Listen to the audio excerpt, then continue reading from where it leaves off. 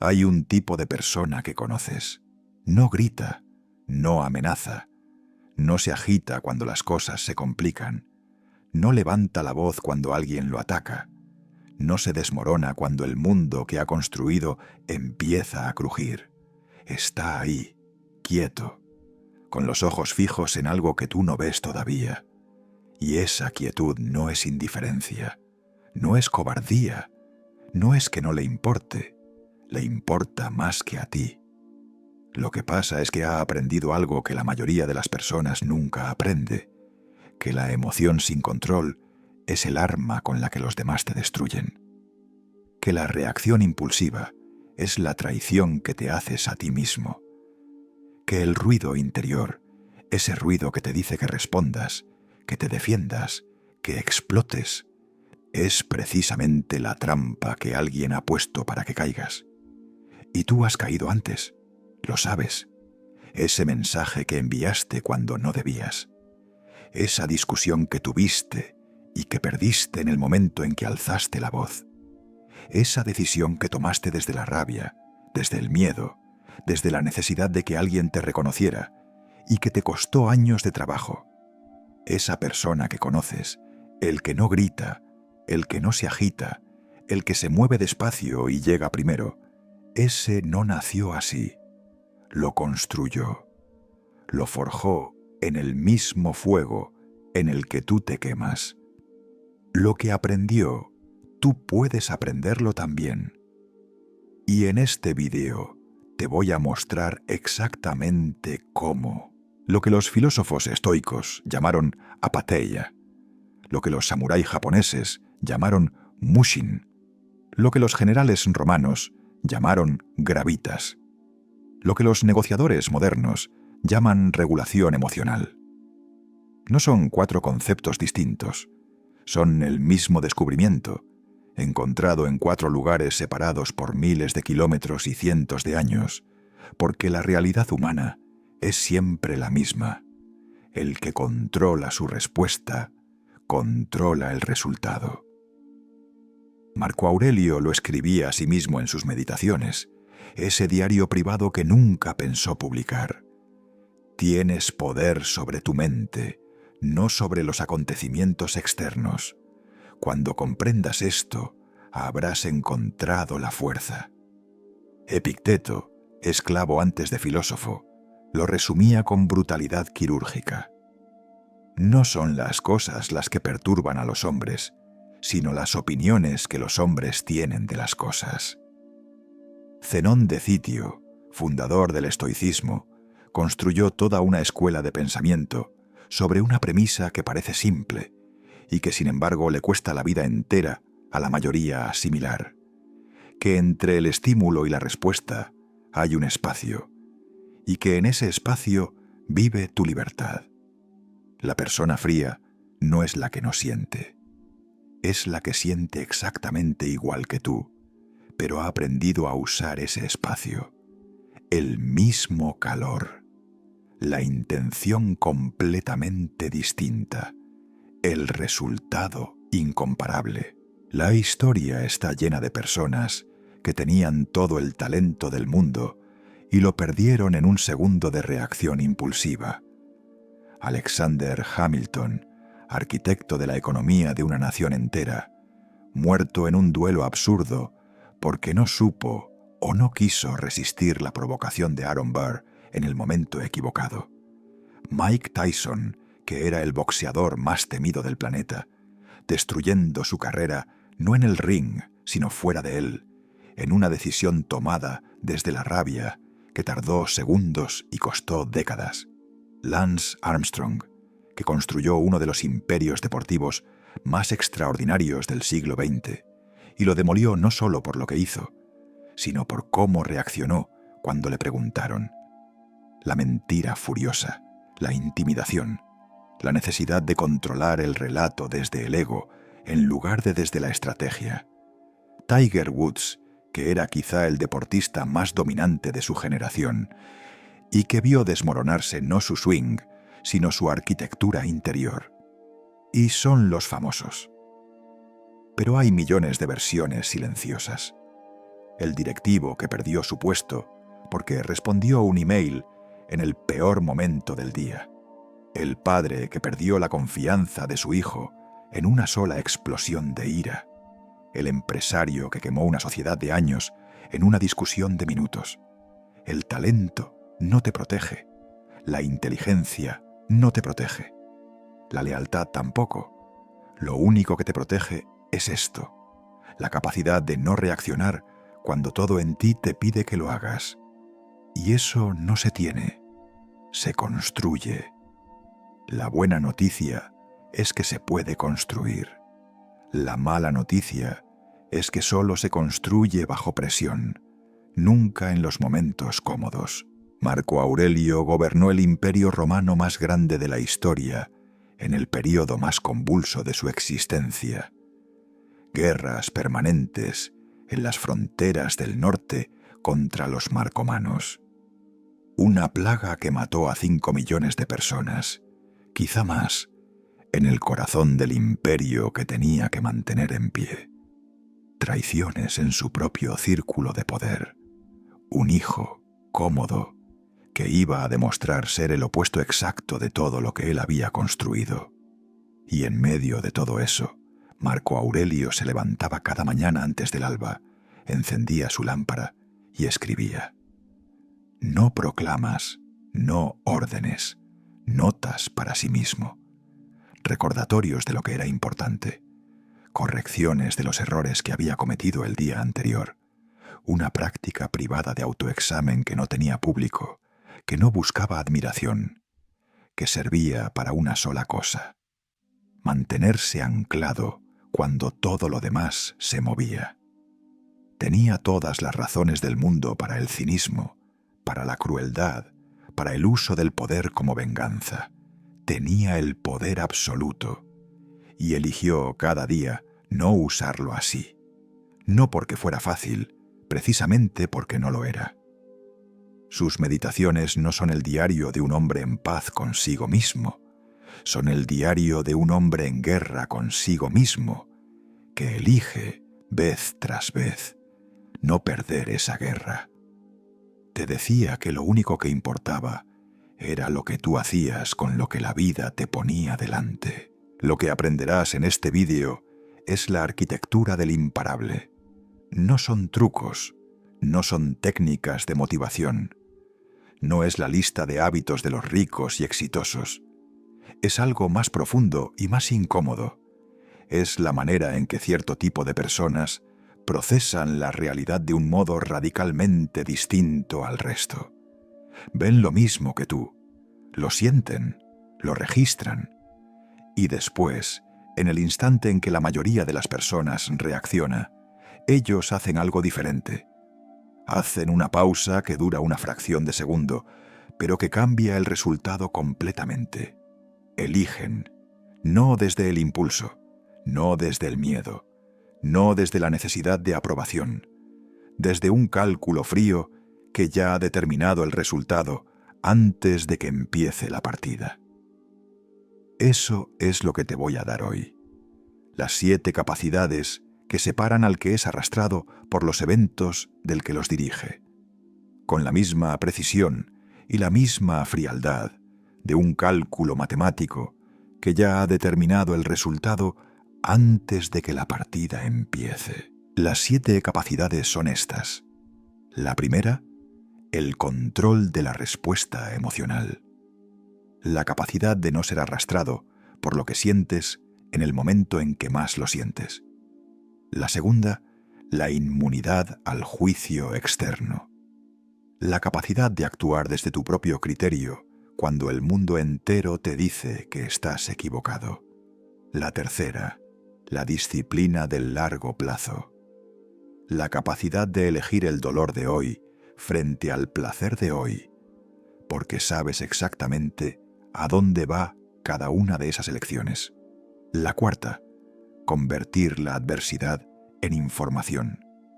La capacidad de procesar lo que te destroza como si fuera un informe técnico que te dice exactamente qué tienes que ajustar. La quinta, el dominio de tu propio ritmo. La capacidad de no dejarte arrastrar al ritmo que los demás te imponen, porque el que controla el ritmo, controla el resultado. La sexta, la identidad anclada. La capacidad de saber quién eres con tanta precisión que nada de lo que digan los demás pueda redefinirte. Y la séptima, la que casi nadie menciona y la que separa a los grandes operadores de los simplemente competentes.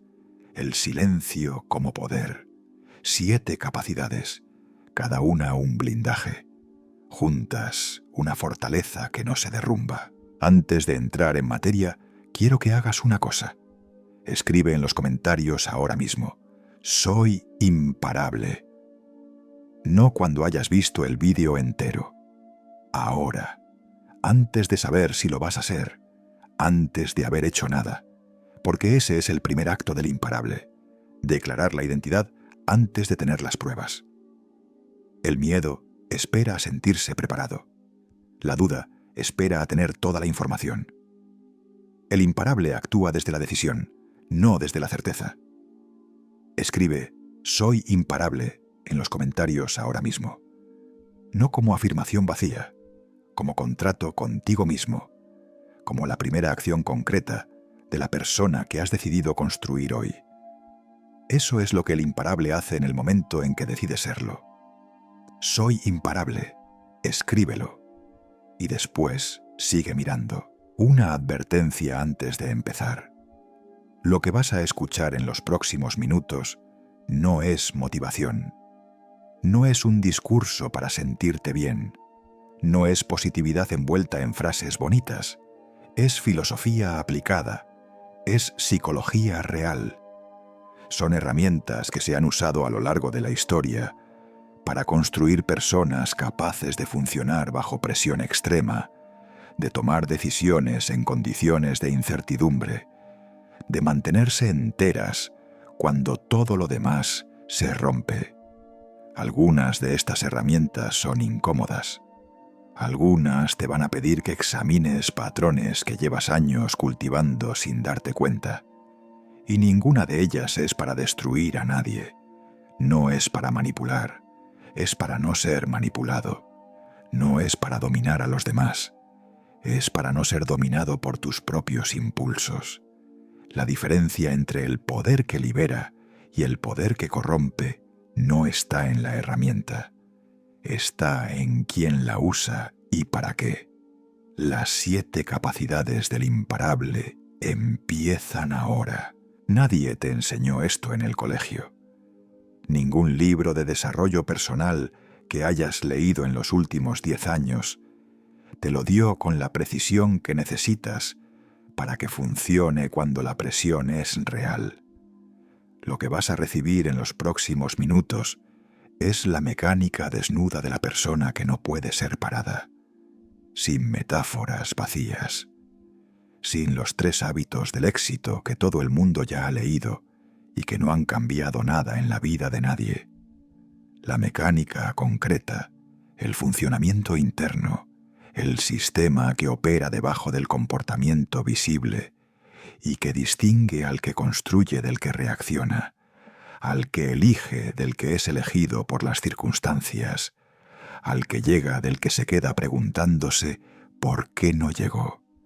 Lo que separa a esas 2 personas no es el talento, no es la inteligencia, no es el punto de partida, ni las oportunidades que se presentaron, ni la suerte que tuvo cada uno. Es una arquitectura interna de 7 piezas que los imparables han construido, de maneras distintas, con nombres distintos, en culturas distintas, a lo largo de toda la historia registrada. Y esa arquitectura, como cualquier estructura real, se puede aprender, se puede construir, se puede fortalecer con el uso correcto. Hay una última advertencia. Lo que aprenderás aquí no es para destruir, es para construir. No es para manipular a los que están a tu alrededor. Es para no ser manipulado por ellos. La diferencia es absoluta y moral, y te la doy antes de empezar, porque lo que vas a aprender tiene ese poder.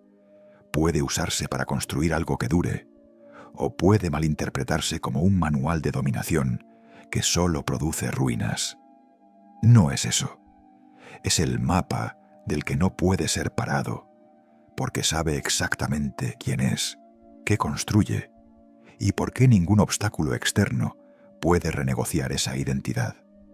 Con esa claridad empieza el vídeo. Hay personas que llegan a este tipo de contenido buscando una ventaja sobre los demás.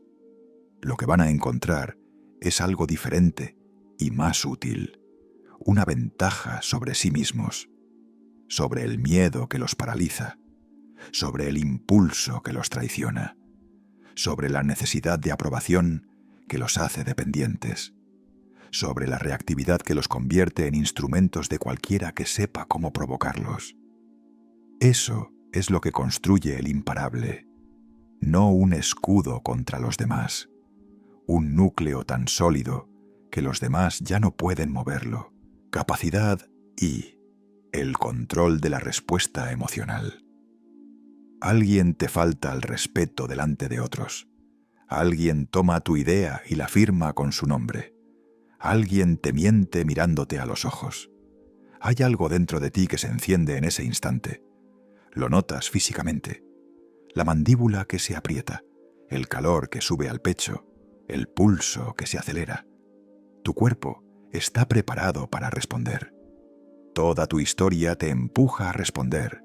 Y ahí, justo ahí, en ese segundo donde la respuesta ya tiene forma y velocidad, está la bifurcación que define el resultado. Una persona reacciona, otra elige. Esa elección no es cobardía, no es resignación, no es aceptar lo que no es justo.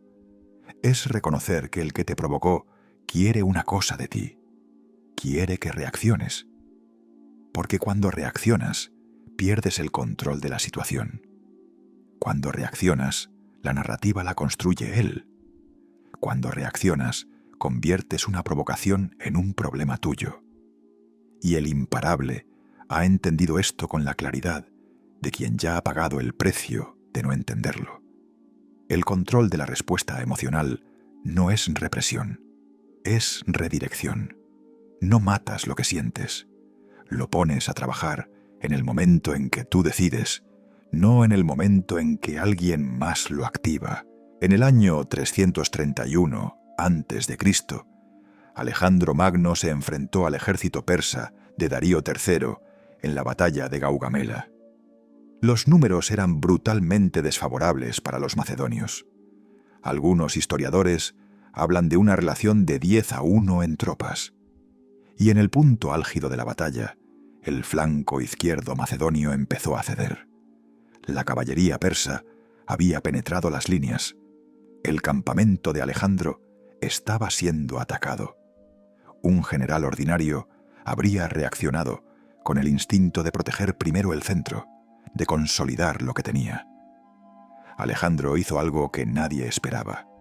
Lanzó un ataque de caballería frontal directamente hacia donde estaba Darío, en plena crisis, con el flanco roto, con el campamento bajo ataque, porque había calculado en ese momento de máxima presión que el objetivo no era sobrevivir a la batalla, era terminarla.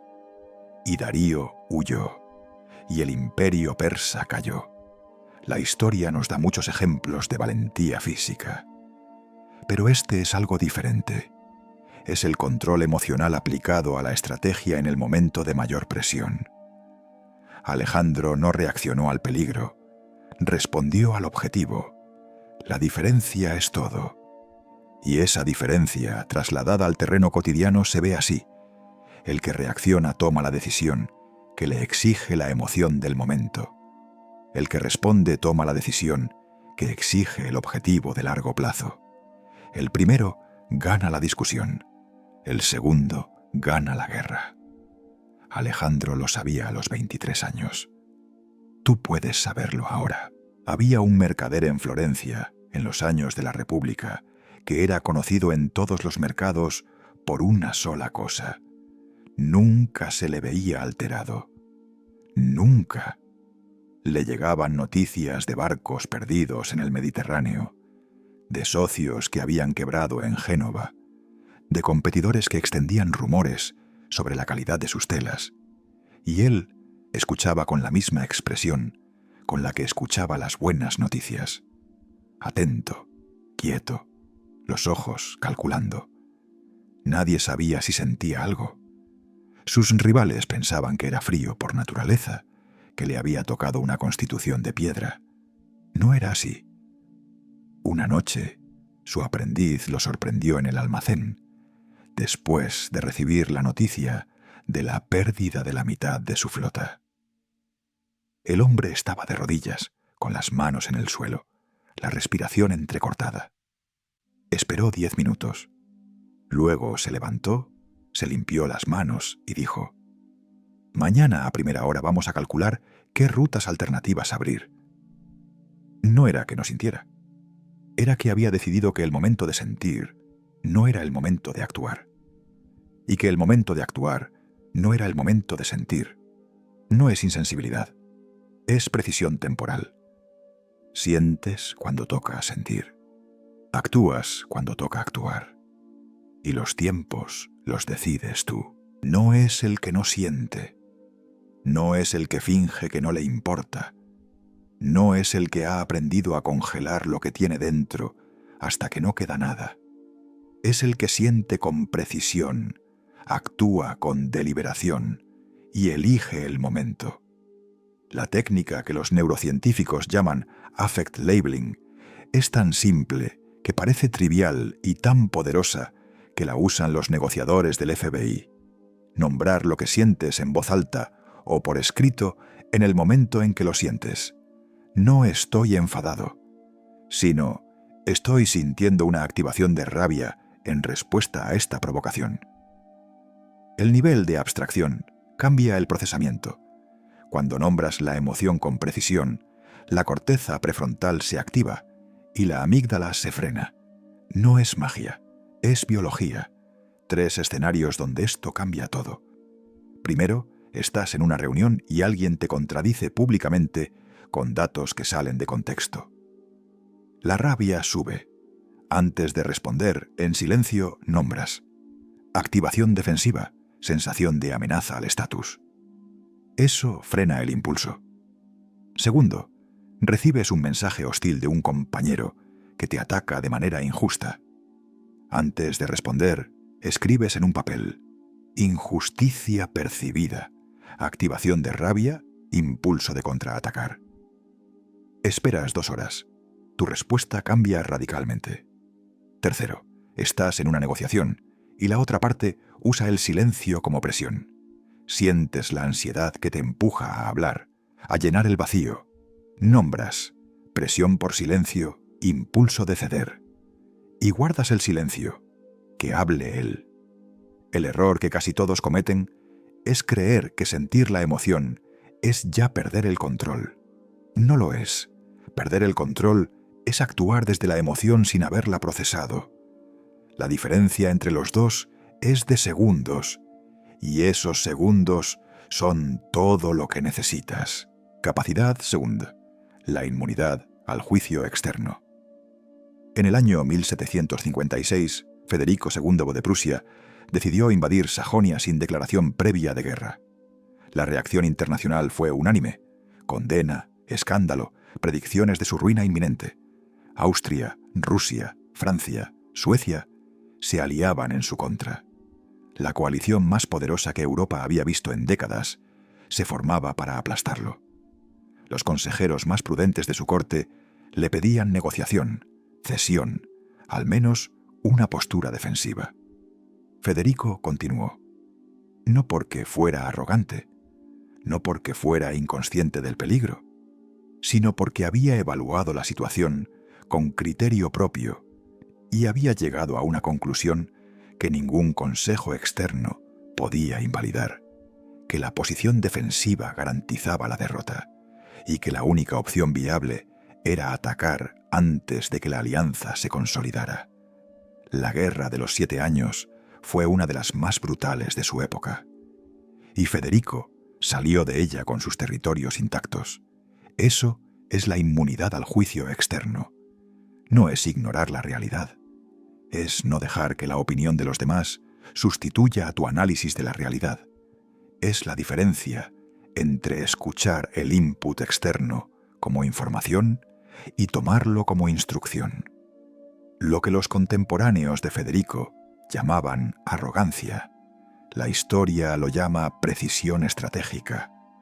La mayoría de las grandes decisiones que cambiaron el curso de los eventos fueron tomadas por personas que en el momento de tomarlas estaban rodeadas de voces que les decían que se equivocaban.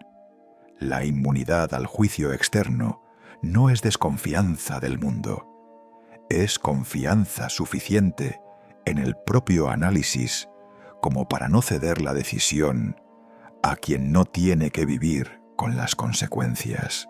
Había una mujer en un taller de cerámica en Tokio que llevaba 20 años haciendo el mismo tipo de cuenco.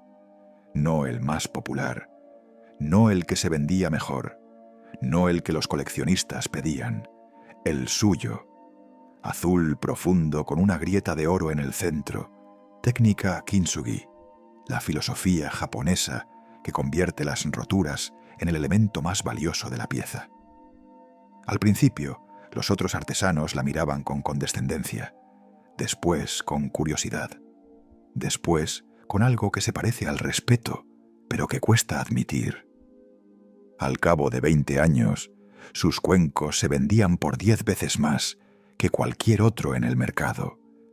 No porque hubiera cambiado para agradar al mercado, porque había permanecido exactamente ella misma el tiempo suficiente para que el mercado llegara a donde ella ya estaba. Eso no es suerte. Eso es lo que pasa cuando tienes una brújula interna tan calibrada que no necesitas la validación externa para mantenerte en curso. El error que casi todos cometen es confundir el criterio externo con la realidad. La opinión de los demás es un dato. Solo eso. Puede ser correcto, puede ser incorrecto, pero nunca puede reemplazar tu análisis. La persona que toma sus decisiones basándose en lo que los demás van a pensar vive en una prisión cuyas paredes reconstruye ella misma cada mañana. No es el que actúa sin escuchar. No es el que descarta todo input externo por arrogancia. No es el que confunde la terquedad con la fortaleza. Es el que tiene criterio propio suficientemente robusto como para saber qué información de afuera lo mejora y qué información de afuera solo refleja el miedo o los intereses de quien la emite. 3 escenarios. Primero, presentas un proyecto que nadie en tu entorno entiende todavía. La presión social es para que lo abandones o lo domestiques hasta que parezca menos raro. Tú escribes en papel los argumentos a favor y en contra, con frialdad. Si los argumentos a favor siguen siendo más sólidos, continúas. Segundo, alguien en quien confías te dice que estás equivocado en una decisión importante. No descartas la crítica. La examinas con el mismo criterio que examinarías la de un adversario. ¿Tiene datos? ¿Tiene lógica? ¿Sirve a sus intereses que yo cambie?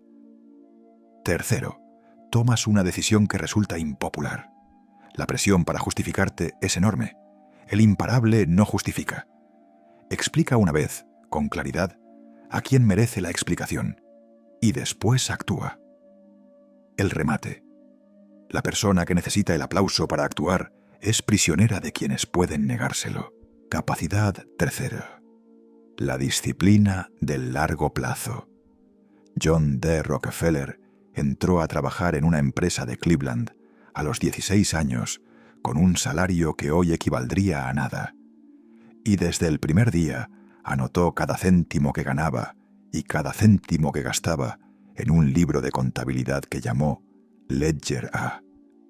No porque nadie se lo pidiera, no porque hubiera alguna regla que lo exigiera, porque había entendido algo que la mayoría de las personas comprende demasiado tarde, que el largo plazo se construye con decisiones de corto plazo que parecen irrelevantes en el momento. Rockefeller no se volvió el hombre más rico de la historia por una sola gran decisión. Se volvió lo que fue por millones de pequeñas decisiones cotidianas, tomadas desde el criterio de largo plazo, en el momento en que el corto plazo habría sido más fácil. Ahorrar cuando podía gastar, reinvertir cuando podría haber consumido, esperar cuando podía haberse precipitado. La disciplina del largo plazo no es la capacidad de sufrir, es la capacidad de ver lo que los demás no ven, porque están demasiado cerca del presente para distinguir el futuro. Y esa visión se entrena. No se tiene o no se tiene, se construye.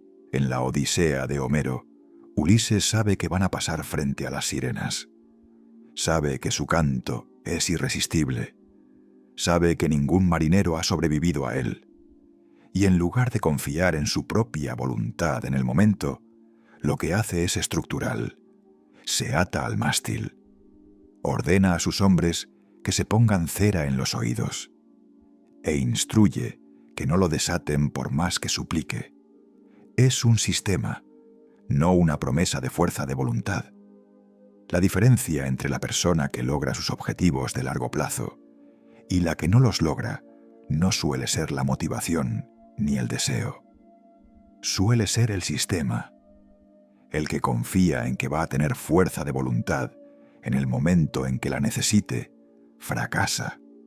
El que construye el sistema antes de que llegue la prueba no tiene que confiar en la fuerza de voluntad, porque el sistema decide por él. El error que casi todos cometen es creer que la disciplina es una virtud de carácter innata. No lo es. Es una arquitectura de decisiones tomadas antes de que llegue el momento de la tentación. Ata el mástil antes de escuchar el canto, no después. 3 escenarios concretos. Primero, tienes el hábito de revisar el móvil cada vez que sientes ansiedad. En lugar de prometerte que no lo vas a hacer, pones el móvil en otra habitación antes de sentarte a trabajar. El sistema decide. Segundo, quieres ahorrar, pero el impulso de gastar es más fuerte. Configuras una transferencia automática al inicio de cada mes. El sistema decide antes de que llegue el impulso. Tercero, sabes que cuando estás cansado tomas peores decisiones. Estableces como regla que no tomas decisiones importantes después de las 10 de la noche. El sistema decide. La disciplina no es un estado mental, es una infraestructura. No es el que se niega el placer por ideología del sufrimiento. No es el que confunde el ascetismo con la virtud. No es el que posterga todo para un futuro que nunca termina de llegar. Es el que ha establecido una relación honesta con el tiempo. El que entiende que cada placer de hoy tiene un coste en el mañana y cada incomodidad de hoy tiene un rendimiento en el futuro, y que ese cálculo, hecho con claridad, siempre muestra el mismo resultado. Que las personas que más disfrutan de la vida a largo plazo no son las que más se permiten en el corto plazo. Son las que han construido la estructura que hace posible el disfrute sostenido. Y el remate de esta capacidad es duro y limpio. La persona que no puede esperar está a merced de quien sea capaz de hacerlo. La paciencia no es virtud de los débiles. Es el arma de los que ya han ganado antes de que la partida empiece. Piénsalo de esta manera. Cada vez que eliges el corto plazo sobre el largo, estás transfiriéndole poder a alguien que sabe esperar más que tú.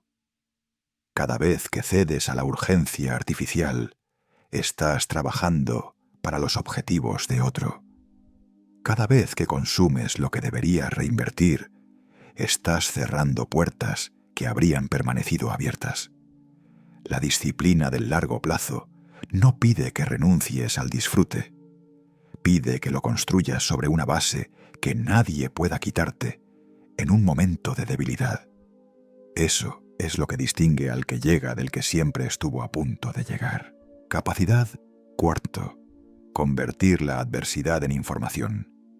Thomas Edison fracasó más de 10.000 veces intentando crear la bombilla eléctrica. Eso es lo que dice la historia popularizada. La realidad es más interesante y más útil. Edison no lo vivía como fracaso. Cuando un periodista le preguntó cómo se sentía habiendo fallado 10.000 veces, Edison respondió con algo que parece una boutade, pero que es en realidad filosofía operativa. No he fallado. He encontrado 10.000 maneras que no funcionan. Ese no es un juego de palabras. Es una manera completamente distinta de procesar la adversidad. El que experimenta el fracaso como fracaso, lo primero que hace es proteger el ego. Busca culpables, minimiza, evita. El que lo experimenta como información, lo primero que hace es preguntar: ¿qué me está diciendo esto exactamente? Esa diferencia cognitiva determina si el fracaso te destruye o te entrena. Y Edison no es un ejemplo aislado. El ejército estadounidense, después de cada operación, hace lo que llaman After Action Review, una reunión donde se analiza sistemáticamente qué funcionó, qué no funcionó y qué se cambia para la próxima vez. Sin culpas, sin defensas del ego, con la frialdad de un ingeniero examinando un sistema. Ese es el modelo. Un comandante de campaña en los primeros años del siglo XVIII recibió la noticia de que su formación más experimental había sido destruida por completo en una emboscada que no había previsto.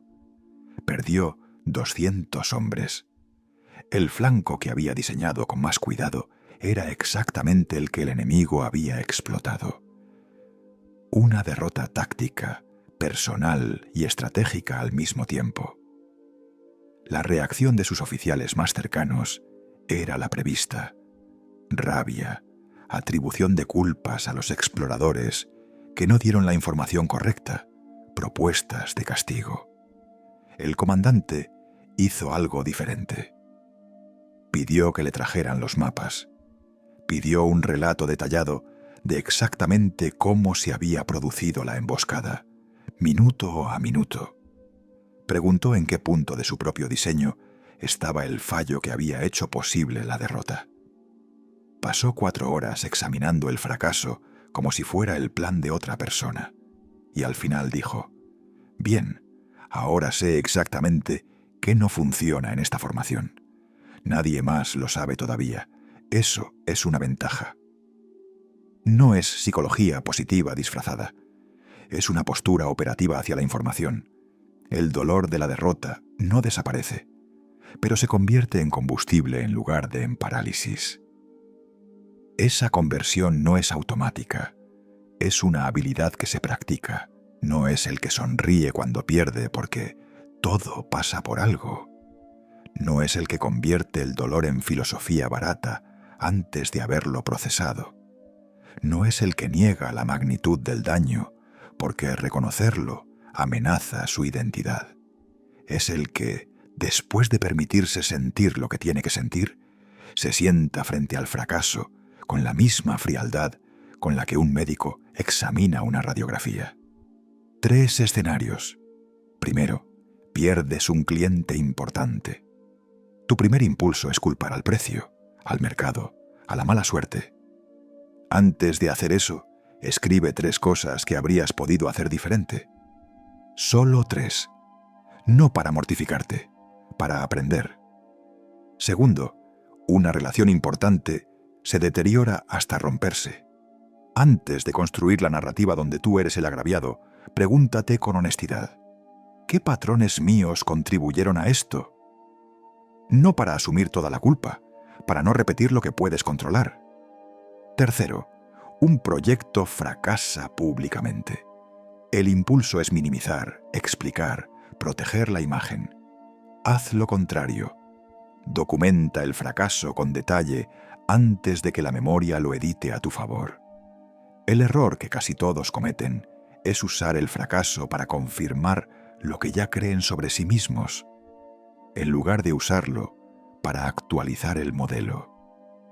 El que aprende de su fracaso no comete el mismo error 2 veces.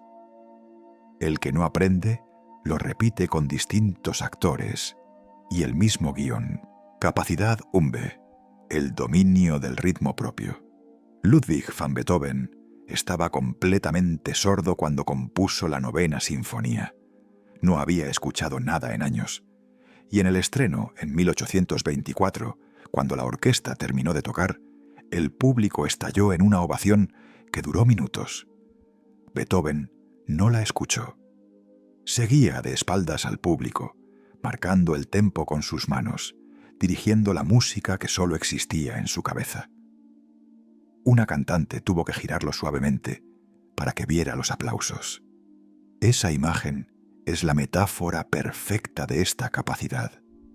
El que trabaja desde su propio ritmo interior, al margen del ruido exterior, al margen de la validación, al margen del tempo que los demás quieren imponerle. Beethoven no componía rápido, porque el mercado musical del siglo XIX exigía velocidad. No componía al ritmo de las modas ni de los encargos, ni de lo que era popular. Componía desde una lógica interna que respondía a criterios suyos. Y el resultado no fue solo grandeza artística. Fue una obra que sobrevivió 2 siglos.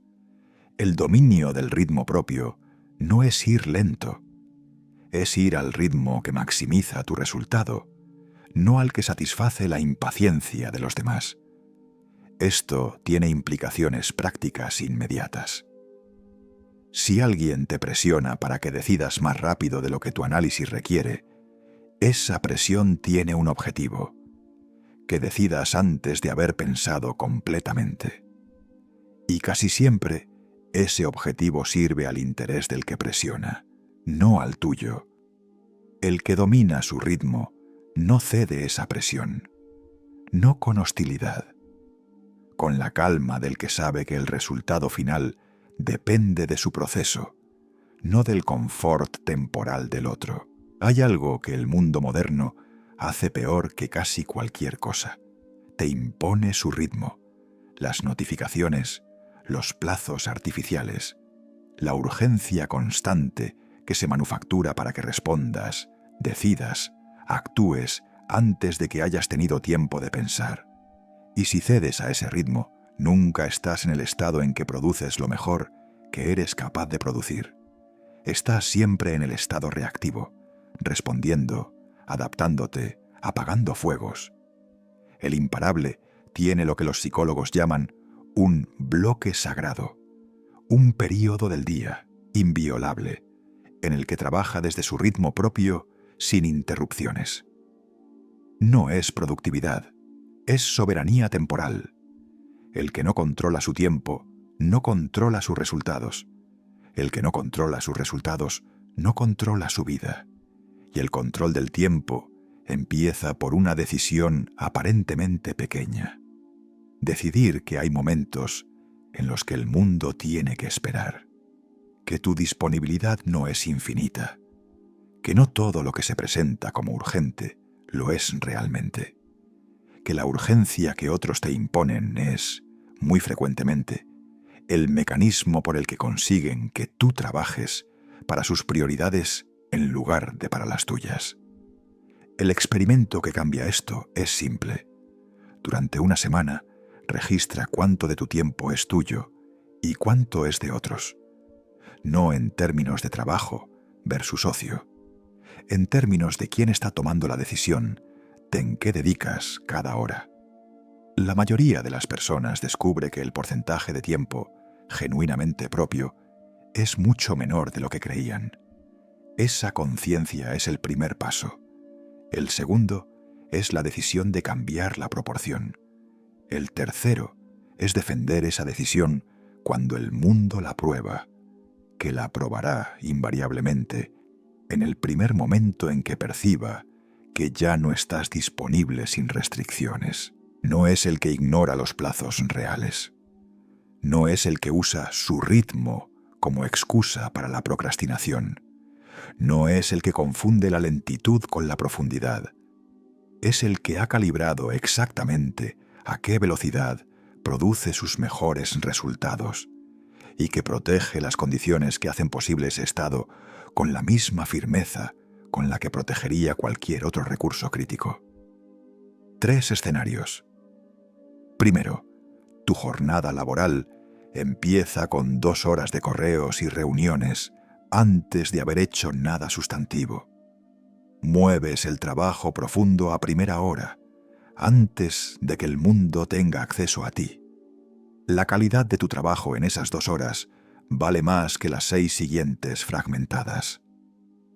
Segundo, alguien te presiona para que tomes una decisión importante ahora mismo. El imparable responde: te doy mi respuesta mañana a las 10. No porque no tenga la información, porque sabe que su mejor análisis no viene bajo presión artificial. Tercero, un proyecto empieza a acelerarse por presión de los involucrados a costa de la calidad. El imparable pone el freno. Podemos ir a este ritmo y entregar esto, o podemos ir a nuestro ritmo y entregar aquello. Y deja que elijan. El error que casi todos cometen es ceder el control del ritmo para mantener la paz, sin entender que el que cede el ritmo pierde eventualmente algo más importante que la paz. El remate. Al ritmo que tú no controlas, solo puedes llegar donde otros decidan llevarte. Capacidad SIGD. La identidad anclada. William Wilberforce pasó 46 años de su vida peleando por la abolición de la esclavitud en el Imperio Británico. 46 años, 26 derrotas parlamentarias, intentos de soborno, amenazas personales, campañas de desprestigio orquestadas por los intereses más poderosos de la época, la Compañía de las Indias Orientales, los dueños de plantaciones en las colonias, la mitad del Parlamento que dependía económicamente del comercio esclavista.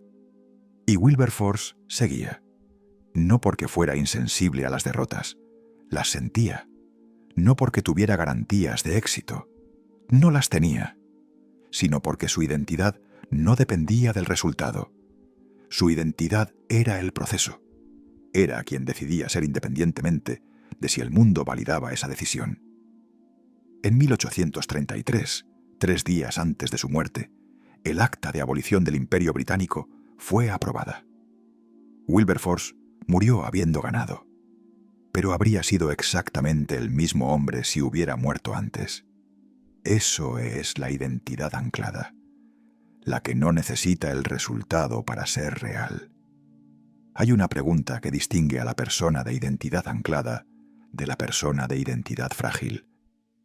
¿Quién serías si mañana perdieras todo lo que tienes? Si la respuesta tarda más de 10 segundos, si produce ansiedad, si no hay una respuesta clara, la identidad no está todavía suficientemente construida. No porque hayas fallado, sino porque nadie te enseñó que construirla era necesario. La mayoría de las personas llega a los 40 años sin haber hecho esa pregunta una sola vez. Y cuando la vida se encarga de hacerla de manera forzosa, encuentran que no tienen respuesta. Wilberforce la tenía. Por eso no fue detenible. La identidad frágil es la más fácil de atacar. El que define quién es por lo que tiene, se rompe cuando lo pierde. El que define quién es por lo que los demás piensan de él, se rompe cuando cambian de opinión. El que define quién es por sus logros, se rompe cuando fracasa. La identidad anclada no depende de nada externo, no del cargo, no de las posesiones, no de la validación, no del éxito, no de la relación. Está construida sobre algo que nadie puede quitarte, los principios que has elegido, la manera en que quieres operar, los valores desde los que has decidido vivir. Y cuando tienes eso, cuando la identidad está anclada ahí, las amenazas externas pierden su poder. Porque lo que amenaza a la persona de identidad frágil es la posibilidad de perder algo que define quién es. Y tú ya sabes quién eres, con el cargo o sin él, con el dinero o sin él, con el éxito o sin él, con el reconocimiento o sin él. La persona que ha construido una identidad anclada no es inmune al dolor, pero es inmune al colapso. Hay una diferencia enorme entre los dos. El dolor pasa. El colapso, cuando se convierte en patrón, se lleva consigo más que el incidente que lo causó. Se lleva la confianza en uno mismo, que es la base sobre la que todo lo demás se construye. No es el que no cambia nunca. No es el que confunde la rigidez con la fortaleza. No es el que no aprende, porque aprender amenazaría su imagen de sí mismo. Es el que tiene un núcleo tan claro y tan estable que puede adaptarse en la superficie sin perder la dirección en el centro. 3 escenarios. Primero, te despiden. La identidad frágil colapsa porque el cargo era su pilar. La identidad anclada responde: sé quién soy, esto no me define. ¿Cuál es el siguiente paso? Segundo, una crítica pública te ataca no solo tu trabajo, sino tu carácter. La identidad frágil se desmorona o ataca furiosa. La identidad anclada evalúa. ¿Hay algo de verdad aquí que debo integrar? ¿O es un ataque desde el miedo o la envidia? Y actúa en consecuencia, sin que el ataque le cambie la frecuencia. Tercero, alguien en quien confiabas te traiciona. La identidad frágil redefine quién es en función de esa traición, volviéndose cínica o destructiva. La identidad anclada procesa el dolor, aprende lo que tiene que aprender y continúa siendo quien ha decidido ser. El error que casi todos cometen es construir la identidad sobre lo que tienen en lugar de sobre lo que son. La regla es simple y brutal. Todo lo que tienes puede desaparecer. Lo que eres, si lo has construido con consciencia, nadie puede quitártelo. El remate: cuando sabes quién eres con precisión, dejas de necesitar que los demás te lo confirmen. Capacidad 7. El silencio como poder. Charles Maurice de Talleyrand-Périgord sobrevivió al antiguo régimen, a la Revolución Francesa, al terror, al directorio, al consulado, al imperio napoleónico y a la restauración borbónica.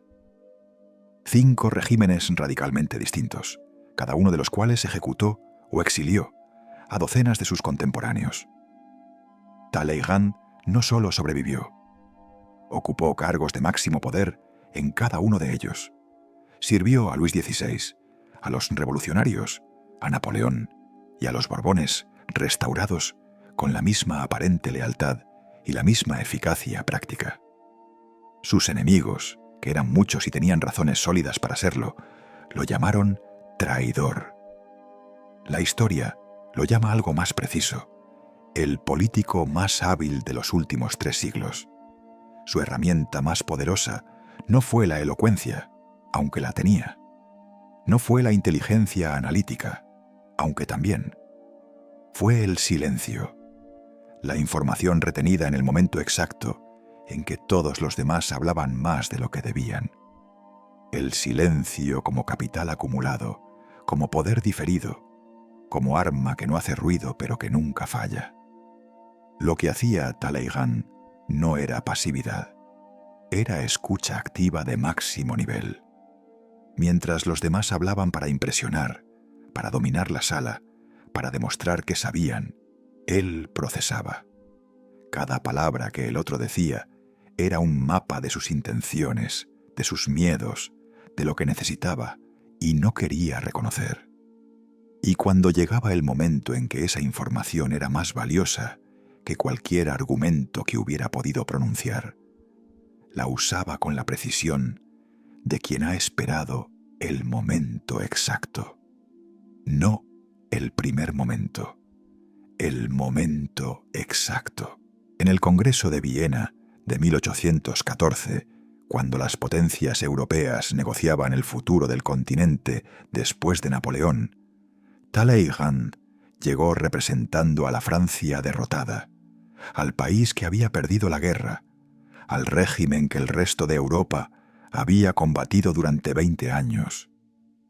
Por protocolo y por lógica política, debería haber sido un observador marginal, un representante de segunda fila al que se permitía estar presente mientras los vencedores decidían. Sin embargo, Talleyrand transformó esa posición radicalmente durante las semanas de negociaciones. ¿Cómo? Hablando exactamente la mitad de lo que sabía, escuchando el doble de lo que cualquiera esperaba, haciendo preguntas que revelaban información de los otros sin revelar nada de las propias posiciones francesas. En reuniones donde los representantes de Austria, Rusia, Prusia e Inglaterra se delataban mutuamente con cada argumento que avanzaban, Talleyrand tomaba nota de cada contradicción, de cada punto débil, de cada cosa que el otro necesitaba, y no quería que los demás supieran que necesitaba. Y llegado el momento preciso, utilizaba esa información acumulada con una precisión quirúrgica que dejaba a sus interlocutores con la sensación incómoda de haber sido leídos completamente. Francia salió del Congreso de Viena con una posición que ningún análisis previo habría predicho. El silencio fue el instrumento. Este patrón se repite con una consistencia que sorprende en toda la historia de las negociaciones de alto nivel. El que habla primero revela. El que escucha más y habla después, desde una posición de información acumulada, casi siempre consigue más de lo que los números iniciales habrían sugerido que era posible. No porque sea más inteligente, porque ha aprendido a dejar que el proceso trabaje para él, en lugar de trabajar contra sí mismo con cada palabra innecesaria. El poder de hablar menos de lo que sabes no es timidez, no es inseguridad, no es falta de argumentos. Es la comprensión profunda de que cada palabra que pronuncias es información que el otro recibe, procesa y usa, que cada opinión que expresas sin necesidad estrecha el espacio en que te mueves, que cada emoción que verbalizas sin control entrega al otro el mapa exacto de tus vulnerabilidades. El error que casi todos cometen en posiciones de influencia es exactamente el opuesto. Hablan para demostrar que saben, cuando el que ya sabe no necesita demostrarlo. Hablan para llenar el silencio, cuando el silencio bien sostenido tiene más peso que cualquier argumento. Hablan para que los demás los reconozcan, cuando el reconocimiento que dura no viene de las palabras, sino de los resultados. El silencio no es ausencia de poder, es su forma más concentrada. La persona que habla cuando tiene algo que decir y calla cuando no lo tiene, desarrolla con el tiempo una autoridad que los que llenan el silencio con ruido nunca alcanzan. Observa en cualquier reunión de alta tensión quién habla más. Casi siempre es el que tiene más necesidad de validación, no el que tiene más información. Y observa a quién habla menos, quién escucha más, quién hace la pregunta que corta el nudo gordiano justo cuando todos los demás llevan 20 minutos dando vueltas al mismo círculo. Esa persona no tiene más datos que los demás.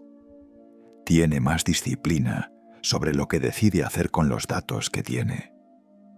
Esa disciplina no se nace con ella. Se construye deliberadamente, una conversación a la vez. Escenario 1.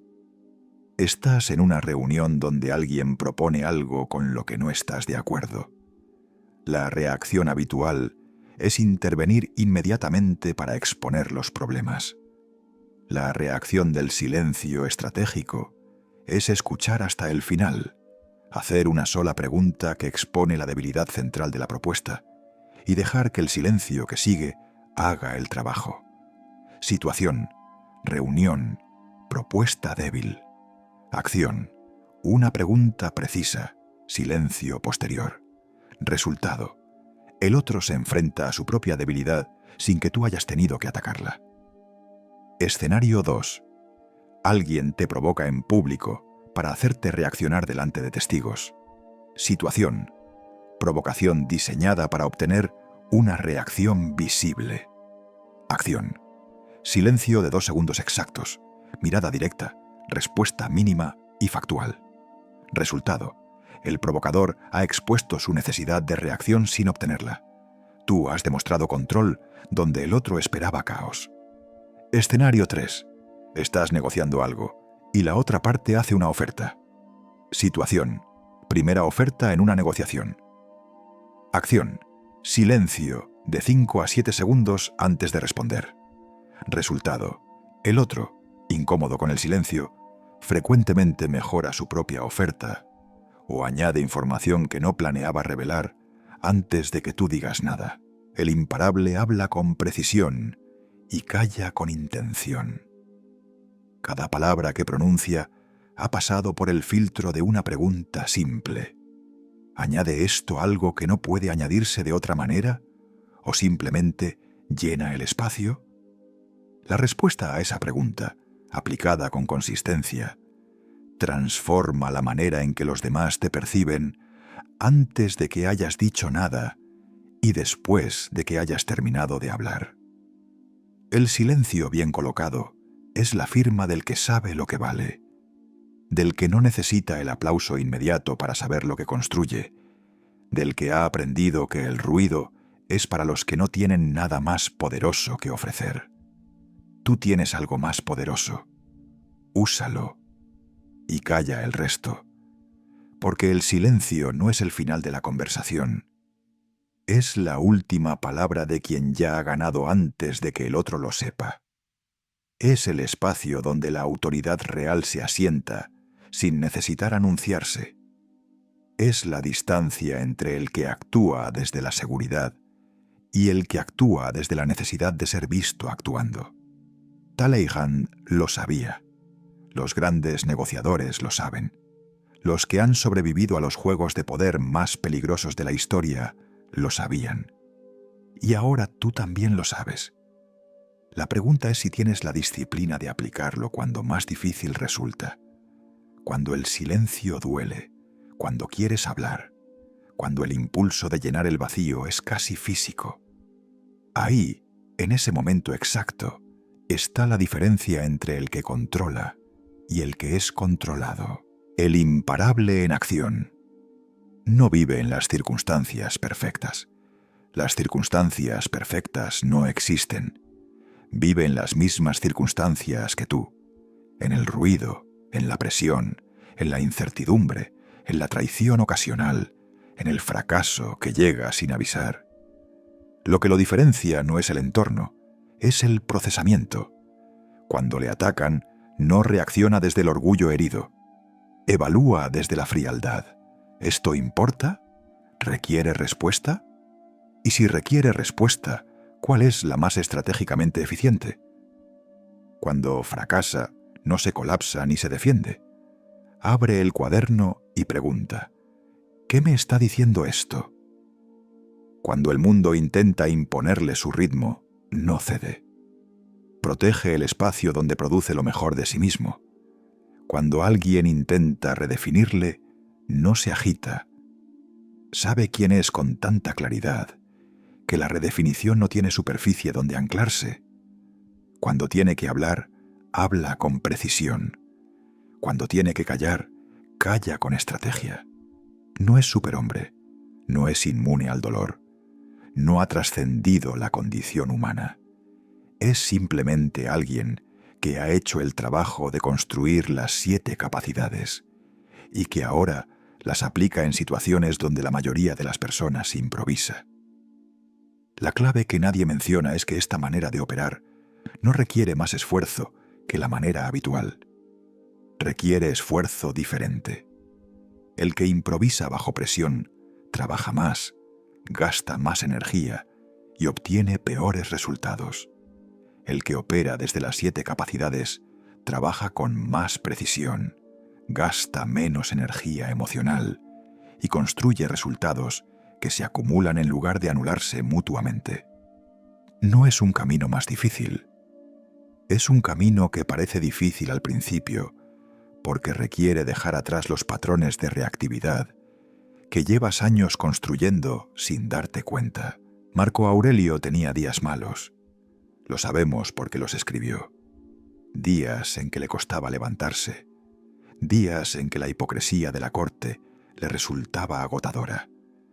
Días en que la guerra le pesaba de una manera que ninguna filosofía podía aliviar del todo. Días en que su propio carácter le decepcionaba. Lo escribía sin adornos. Hoy he perdido la paciencia de nuevo. Hoy he cedido a la vanidad. Hoy he dejado que el juicio de los demás me afectara más de lo que debería. Y al día siguiente se levantaba y volvía a intentarlo. No porque hubiera alcanzado la perfección, precisamente porque no la había alcanzado.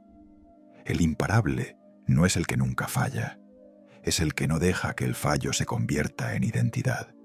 El que falla, lo registra, lo examina y vuelve al siguiente día con un ajuste, sin drama, sin flagelación, sin la narrativa del fracasado que fracasa, porque eso es lo que hace, con la frialdad del ingeniero que actualiza el protocolo y sigue construyendo.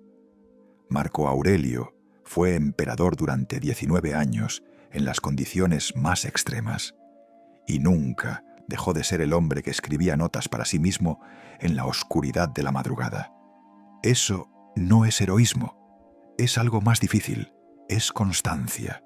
La constancia no necesita inspiración, no necesita días buenos, no necesita que las circunstancias sean favorables. Necesita solo una cosa, la decisión renovada cada día de ser el mismo tipo de persona que decidiste ser. Marco Aurelio la renovaba en la madrugada, en la oscuridad, cuando nadie miraba. Eso es exactamente lo que tú puedes hacer también. Estas son las 7 acciones que puedes empezar hoy. Primera, la próxima vez que sientas una emoción intensa, ponle nombre exacto antes de actuar. No estoy enfadado. Di qué tipo de activación es, qué la causó, qué impulso genera. Eso solo ya cambia el resultado. Segunda, toma una decisión esta semana desde tu propio criterio, sin consultar qué pensarán los demás. Una sola. Y observa qué pasa cuando actúas desde adentro en lugar de desde el reflejo exterior. Tercera, identifica un sistema que pueda tomar la decisión difícil por ti antes de que llegue el momento de la tentación. Ata el mástil ahora. Cuarta, cuando algo falle esta semana, antes de cualquier otra reacción, abre un papel y escribe 3 cosas que el fracaso te ha enseñado. Sin narrativa, solo datos. Quinta, bloquea en tu agenda un período diario, aunque sea de 30 minutos, donde el mundo no tiene acceso a ti. Inviolable. Eso es el bloque sagrado. Sexta, escribe en 3 frases quién eres, con independencia de lo que tienes o de lo que los demás piensan. Si tardas más de 5 minutos, la identidad no está todavía suficientemente anclada. Trabájala. Séptima, en la próxima conversación importante, di deliberadamente un 30% menos de lo que podrías decir. Y observa lo que el silencio genera en el otro. 7 acciones. Ninguna es cómoda. Todas son posibles. Y lo más importante, no tienes que hacerlas todas a la vez. Una sola acción aplicada con consistencia durante 30 días tiene más impacto que 7 acciones iniciadas y abandonadas en la primera semana. Elige la que más resuene. Empieza ahí. El imparable no es una categoría especial de ser humano. Es el resultado de una serie de decisiones tomadas repetidamente en el tiempo. La decisión de no reaccionar cuando todo te pide que lo hagas. La decisión de actuar desde tu propio criterio cuando el mundo te pide que cedas. La decisión de elegir el largo plazo en el momento en que el corto plazo es más cómodo. La decisión de convertir lo que te destroza en lo que te construye. La decisión de trabajar a tu ritmo en un mundo que quiere robártelo. La decisión de saber quién eres con una claridad que ninguna circunstancia externa pueda nublar. La decisión de guardar tu poder más profundo en el silencio que sabes mantener. Estas 7 capacidades no son para destruir a nadie. Son para no ser destruido. No son para manipular a los que te rodean. Son para no ser manipulado por tus propios impulsos. No son para dominar. Son para no ser dominado por el miedo, por la necesidad de aprobación, por la urgencia que otros te fabrican, por el ruido que te desorienta. El poder que construye nunca viene del daño que infliges. Viene de la integridad que mantienes cuando el daño sería más fácil. Eso es todo lo que separa al que construye algo duradero del que solo deja ruinas. Y esa diferencia está disponible para cualquiera que decida construirla. No es para los que ya llegaron, es para los que deciden empezar hoy a llegar. Hay una pregunta que el imparable no se hace. No se pregunta si va a lograrlo. Se pregunta qué tiene que hacer hoy, no mañana, no cuando tenga más recursos, más energía, mejores circunstancias. Hoy, porque el imparable entiende algo que la persona que espera nunca termina de entender. Que el momento de empezar no llega de fuera. Lo decides tú. Que la señal que estás esperando para actuar no existe en el mundo exterior. Existe en la decisión de no seguir esperándola. Que el miedo no desaparece antes de que actúes. Desaparece, sí desaparece, después. Y muy frecuentemente, el miedo no desaparece nunca. Simplemente deja de ser el factor que decide. Eso es todo. El imparable no es el que no tiene miedo. Es el que ha decidido que el miedo no vota. Si has llegado hasta aquí, ya sabes las 7 capacidades. Ya tienes la arquitectura. Lo único que falta es lo que siempre ha faltado: la decisión. No la motivación, no la inspiración, no el momento perfecto. La decisión. Cada día que pasa sin tomar esa decisión es un día en que el mundo toma las decisiones por ti. Cada día que pasa tomándola, aunque sea de forma imperfecta, es un día en que construyes algo que nadie puede quitarte. Soy imparable. Escríbelo en los comentarios si todavía no lo has hecho. Suscríbete si quieres que esto continúe. Y si quieres el siguiente nivel, el próximo vídeo te espera. El trabajo empieza donde termina este vídeo.